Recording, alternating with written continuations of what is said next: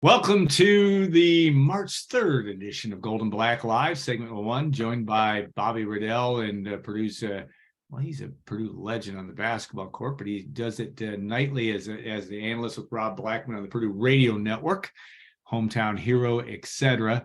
I know Bob just loves it when we throw those praise on him. He just thinks that's great. That's great, I'm sure.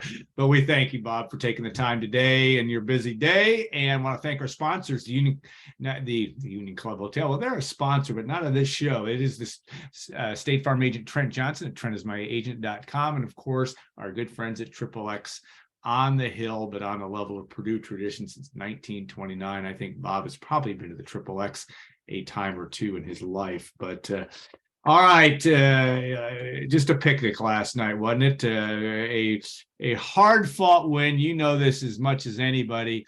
There are no style points. It was really, in my view, may turn out, depending on how the season goes, out one of the most important wins of the season, even after you're already the outright champions going into the game. I don't know if the team knew that. I think you knew that doing your broadcast position, but hard to minimize how important this win was just from a psyche of a college basketball team that's been struggling of late. Absolutely. I mean, it was, we had found out Illinois had won the game. So, you win the Big Ten title outright, which is just wild to think that, we lose to Indiana. And then before we finalize another game of our own, we end up winning the Big Ten title outright just through the course of team after team that was right behind us losing throughout the course of the week. So that was just fascinating, honestly. Yeah. But to your point, just for morale with the team, the win was just so critical. That Indiana loss, for obvious reasons, was tough pill to swallow. So to be able to bounce back, get a really big win on the road, it made that flight home obviously a lot happier. Everyone was feeling good about themselves, even though we didn't play our best basketball. We found a way to win. Winning at Wisconsin is never easy, no matter what team they're throwing out there. That Wisconsin team's, I think, a team that's better than their record shows. They've lost a bunch of close games. They took Kansas to the wire earlier this year in the battle for Atlantis. So, I mean, that's not a bad Wisconsin team. I think we match up well with them because of Zach.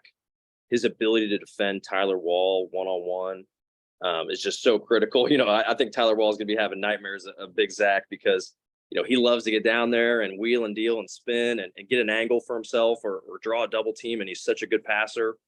But with Zach, like every time he wheels and deals, like Zach's just like right there because he's 7'4" and he can recover using his length. But big win for Purdue, big win for the psyche moving forward.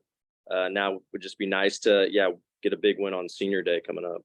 Yeah, that will be another non-walk in the park as Illinois comes calling. A team will hit that a little bit later, but it absolutely passes the eyeball test in terms of a team that's got athleticism. There's maybe a little schizophrenic from time to time, but they are dangerous as well. Well, going back to last night, interesting start to the game. Most of us mere mortals that are trying to scramble because we're trying to get the game on TV because of the Minnesota and Rutgers 10-minute decision to determine who won that game. We missed the first 2 or 3 possessions. Zach Edey had a couple shots at the rim, goes 1 for 6 to start the game, and from the free throw line. And not just that, but I think the narrative was slightly different because Purdue had taken punches in losses and didn't respond well against Northwestern at the end, against Maryland after it had a lead, and certainly against Indiana at home where it had a second half lead. This game in the second half, and even to some extent in the first half, took a couple mini runs by Wisconsin, and they responded. The Boilermakers did. That has to be a good sign as you head into tournament play because it's going to happen. You're going to have teams that are going to punch you in the mouth throughout the course of the rest of the season. No question. I mean, the teams are going to go on runs. Basketball's a game of runs just in general. And I liked how our ball club the other night or last night, you fall down by 4 points. You've been leading for the most part the entire game. You're leading at halftime again by 4. We've had these halftime leads against, Maryland, Indiana. And, Wisconsin, once again, starts off the second half strong, builds that 4-point lead. We're struggling to shoot the basketball.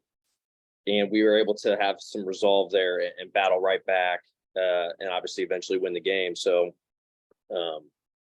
yeah, in the tournament, you can't, if you go down by 4 or 6 points or whatever, I mean, you can't pout or hang your head. You got to get right back at it and try to make a run of your own. So, that's been something as of late, we've just really struggled putting together, big runs, those, they call them kill shots or whatever. If you go on a 10-0 run, we just haven't really been able to string together any of those double-digit runs as of late.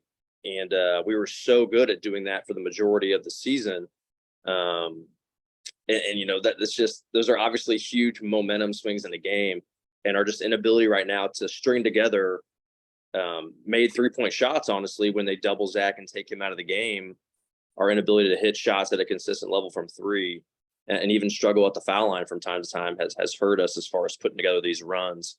So maybe we'll put together some of those kill shot runs at the right moment here this month.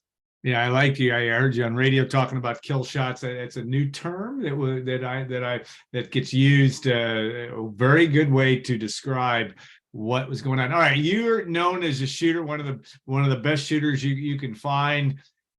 What is it? I mean, and I know it's is there some bit of randomness? We talked about Brandon Newman going 0 for 5. He clanked his first couple, but he had a couple that looked like they were going down. Fletcher Lawyers had some of those challenges as well. Ethan Morton hit a couple big threes, had his third one that looked like it was going down. Do they need a seance? What do you think from that standpoint? I mean, shooting is such a touchy thing, and more than most. It's a rhythm thing, but how do you view that in terms of some of these guys that really are good shooters? Matt Painter keeps saying it, but it's been a struggle. Sure, yeah, it's been an inconsistent, streaky deal for this team, and it really is hard to put your finger on it. I think, what's our record? Is it 25-5? Is that our 25-5? Not bad. Yeah. So we've played 30 games. 15 of those 30 games, because I actually looked at this number last night. So 15 of those 30 games, we've shot 37% or better from 3. Yeah. And in 12 of those 15 games, we've beat the opposition by double figures. Yeah. So, obviously, if you shoot the basketball well from 3, you're going to have success. But, we have major success when we do, because we're obviously really good as a team in other areas, which is why in those other 15 games, we've still won 10 of those 15 games when we haven't shot 37% from 3. We're a good team in a lot of areas, but, we're a streaky team. Clearly, half the time we're going to shoot well, half the time we're not, based on the numbers this year over the sample size of 30 games. So, unfortunately, it's hard to know which team's going to show up from a shooting standpoint. But, I think we got a lot of guys who are quality shooters, but shooting, as you said, it's so touchy, right? It does feel like it can be contagious. They always say hitting in baseball can be contagious within a game. Feels like shooting for this team has been contagious. The games where guys are knocking shots down, everybody starts knocking them down. But the games where a couple guys struggle early, it seems like it just, maybe that next guy then starts to be like, thinking, okay, puts a lot of pressure on himself to make that next shot. And shooting has got to be something that, I always was shooting my best when I wasn't thinking about shooting, right? Like when you're just letting your natural ability take over. If you're out there thinking at all, like, if I should take this next shot versus just taking something in rhythm, that's when you're going to potentially run into some issues, because then you're overthinking it and you're getting mechanical. And that's obviously oftentimes going to lead in a miss. So, it's at this point, I think we kind of are who we are from a shooting standpoint. We're going to be streaky, and we're going to have to hope that if we have a game in March that we don't shoot it well, we're going to have to hope that we get to the free throw line and make our free throws. We dominate the glass, and hope that the other team doesn't shoot the ball well from 3 that particular day. Like we beat Maryland at home shooting 15% from 3. But Maryland shot poorly that day as well, and we found a way to win. So we'll just have to see how it shakes out. Yeah, it's going to be an interesting thing. All right, Zach Edey gets 9 shots in the game. We talked about the couple that would have counted as shots had he made them to start the game. Obviously, he got fouled and shot at the free throw line. Anything that you're seeing differently in terms of teams? I mean, I haven't done the research on what, Zach Edey 12 shots and above versus under 12. He was under 12 last night. Anything that you're seing differently there in terms of what Purdue's trying to do or how they're being defended? Obviously, people are going to double team inside, but it looked like on paper that Purdue had a real advantage inside. Are they not going inside enough, or to your liking? How do you view that? No, I mean, I think we're going inside to them as much as we can, but the way the opposition is scheming, there was time, like we got a lob pass to Caleb first last night, and it was actually a set play. It was a great play call by our staff. They had started seeing that the help side defender was coming over to double Zach earlier and earlier as the game was unfolding, like trying to get a jump and read that post entry pass. And their help side defender was trying to be able to like time it perfectly, because the best way to double a guy like Zach is you got to get there right on the catch.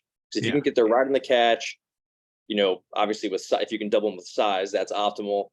You can hopefully take away his vision and not let him see, where the open players are at before the double arrives. So they're trying to time it up. Well, our staff saw that their help side defender was getting, over there earlier and earlier and trying to time it. So they designed that play where Caleb was going to go for the lob. And so sure enough, Caleb's man comes over to double too quick and leaves that lob wide open to Caleb. So, we're trying to get Zach as many touches as possible. These teams are just really making a concerted effort to get the ball out of his hands. There's some other things we can do from time to time where maybe we throw him the ball in the center of the lane where it makes it harder to double. And we will do that from time to time. But unfortunately, with, that's sometimes the issue with when your best player is a big, that can be the issue sometimes because it's easier, I think, defensively to scheme taking a big guy out of the game just because the ability to double or triple in the post versus, a perimeter player, tougher to take them out of the game sometimes because they just have the ball in open space on the perimeter. So that's the unfortunate conundrum we're in at times. If teams really want to take Zach away, we're going to have to just have other guys step up and, score the basketball. Yeah, make those shots. Like you said, it's going to have to happen. All right, guard play as well as anybody. There's been a lot of discussion. Obviously, Fletcher Lawyer came in, did a lot of good things, especially in the first half offensively. Braden Smith hits the free throws, hit a three, I believe, as well. But talk about their play, and it's by all accounts, it's been nothing short of astounding, really. If you look at the 30-game season, it's been a struggle of late to some extent because for a number of reasons. I don't think Lawyer's 100% healthy. Braden Smith is using a lot of energy out there, but evaluate their play and maybe what might be next for them heading not only into the Big Ten tournament, but the NCAA tournament. Sure. Yeah. I think both those guys were pretty good last night overall. It was nice to see Fletcher, have a game where he gets some shots to go down. Yeah. He made so many of those tough little floaters and leaners and finishes around the rim for the majority of the season. He's been in some, a little bit of a rut here, unfortunately, as of late, where just some of those kind of shots near the rim have rimmed in and out or, haven't fallen, maybe gotten some contact and haven't gotten a foul call here or there. So he's had an unfortunate stretch there. And then I think, because, not finishing around the rim as well, it's led into him, maybe struggling with his jump shot as well. So it was nice to see him get a three to go down, finish around the rim better last night. But yeah, those guys, Braden and Fletch, they've had an amazing season. Braden's been so steady at the point guard position for the whole year. Coach Painter loves when he's more aggressive from an offensive standpoint, looking to shoot the basketball. He took a pull-up jumper late in the game last night, maybe around 2.5 minutes or so, missed it, but the whole staff was applauding him as the defense. They were running back on defense because they just felt like it was such a good quality shot for him to come off that ball screen, be aggressive, looking to shoot.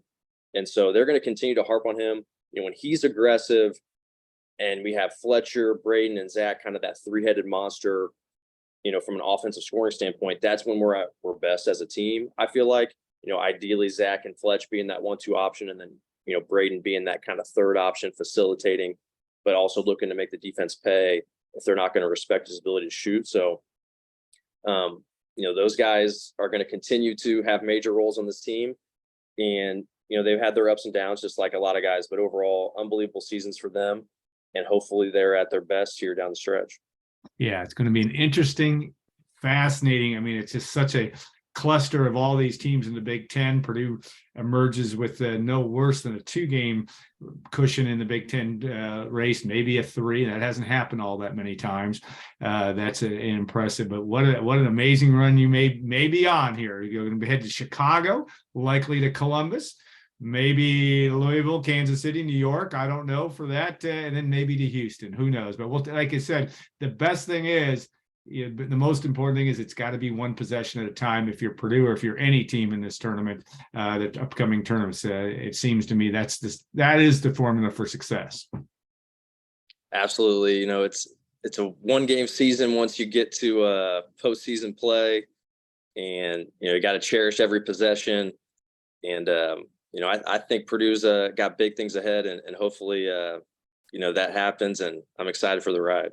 Yeah, no doubt. All right, Bob, thanks so much for your time. We appreciate your analysis. We love your work on the Purdue Radio Network with Rob Blackman. Anybody that's got to hang with Wes Scott that much time is a good thing too. Wes, one of the great guys as well. To the engineer, on-site engineer for the Purdue Radio Network. Those guys do a great job as well. So enjoy that. If you're a Purdue fan, make sure you check their work out. I'm sure you already have if you're a Purdue basketball fan. So we'll be back in 2 minutes. We'll have Tim House, Purdue executive vice president and senior associate athletic director, talk some John Purdue Club and NIL and how he is navigating that course. That's a challenge as well. So we'll look forward to doing that. And we'll be back in 2 minutes on Golden Black Live.